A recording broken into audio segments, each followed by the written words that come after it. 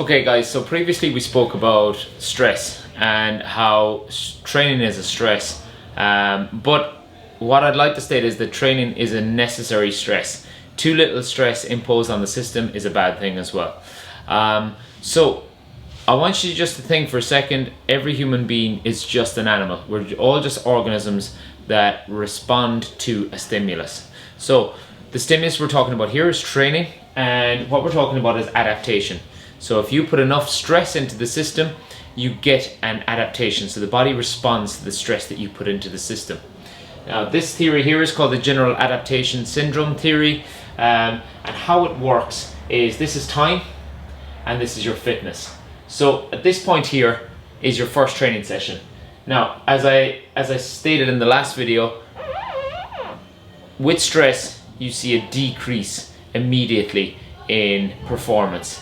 Okay, from there, rest and recovery brings you back up, and your body responds to the stimulus by bringing you up to a higher level than you previously were. Okay, so good rest and recovery brings you right up here. This dash here is your next training session, so you're starting at a fitter level than you previously were. So let's say, for example, you were lifting weights, and here you lifted 20 kilos. You're fairly tired after that, and you need a day's rest, you need a couple of days rest, and you come back again and you're going to squat, and the next day we might squat at 21 kilos. So the stress that we applied upon the system here, and then the adequate rest and recovery allows us to do a higher weight the next time, or more work the next time, depending on what energy system we're talking about. And we can get into more details here. We can draw far more waves and far more systems and energy systems into this general adaptation syndrome graph.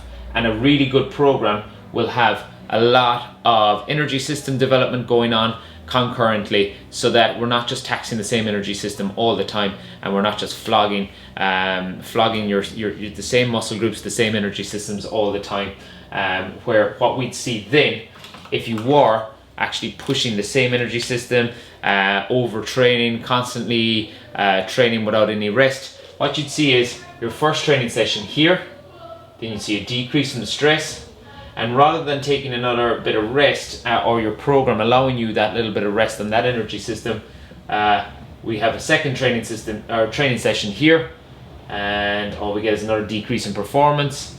You somewhat recover before you've gotten back to where you actually started in terms of fitness. You have another training session, and we're just driving ourselves down away from fitness, where we want to be, into a state of overtraining and a state of continuous fatigue.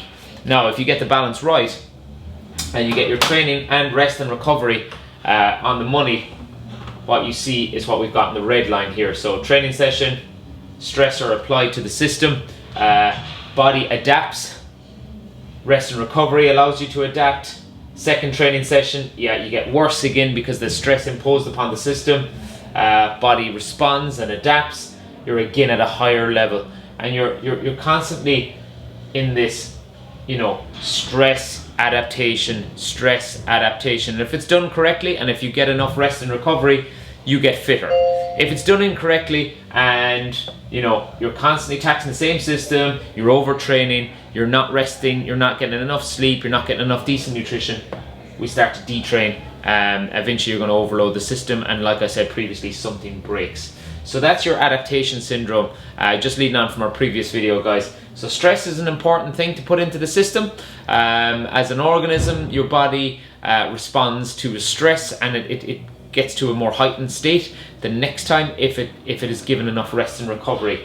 However, if your program isn't on point and it's not allowing you adequate rest and recovery, well then we're going to end up in this blue line, and you're going to end up with an injury, overtraining. Eventually you're going to hit a huge plateau, and you're going to try and even train harder, and you're going to just get even worse again, and eventually you're just going to get frustrated and stop.